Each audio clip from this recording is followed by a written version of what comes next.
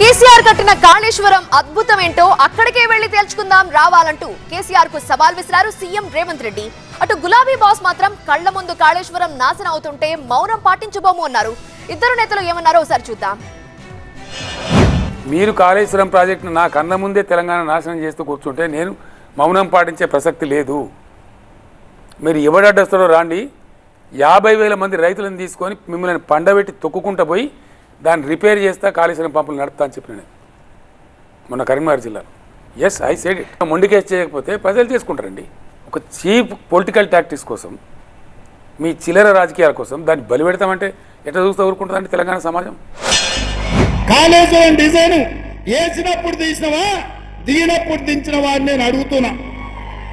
రాపోలం సూటిగా సవాలు విసురుతున్న కేసీఆర్, నువ్వు కట్టిన అద్భుతం ఏందో, ఈ అద్భుతం తెలంగాణకు ఏ రకంగా ఉపయోగపడుతుందో మేమందరం వస్తాం, ఆమె కూర్చుందాం, నిపుణులను పిలిపిద్దాం, మేధావులను పిలిపిద్దాం, తెలంగాణ సమాజాన్ని ఆహ్వానిద్దాం, అన్ని ప్రభుత్వమే ఏర్పాటు చేస్తుంది.